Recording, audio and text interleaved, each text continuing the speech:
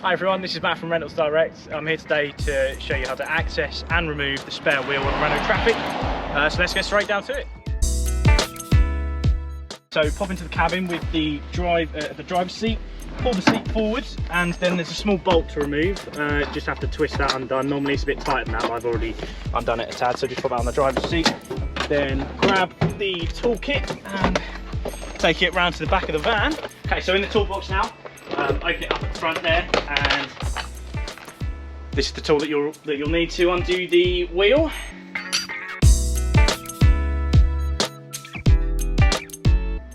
Okay, so underneath the van now, you're looking for, with the tool that we've just removed from the toolkit, you're looking for two bolts. So that's one on the right hand side here, and then the one on the left hand side here. Now, you're going to remove these differently. So this bolt on the right hand side, as you look from the rear of the vehicle, you're going to remove completely. We're going to do that off camera in a moment. And then with this bolt, you're just going to remove it, just loosen it so that the bolt's still intact.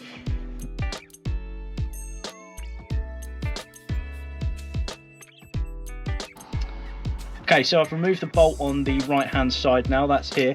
And now the whole tyre and the framing is going to be pushed to the left, like so, quite firmly, and then it should pop down like. And now once you've removed the tyre from there, just grab it like so and hoist it down. And then we have the spare tyre for the Renault Trafic. Thank you very much for watching our video today as to how to remove the spare wheel from the Renault Trafic. We're Rentals Direct. Our website is rentalsdirect4u.co.uk. Check us out, check out what we do, our fleet. We specialise in long-term vehicle hire for businesses and for personal use alike. The longer the term, the better the rate. Thank you very much.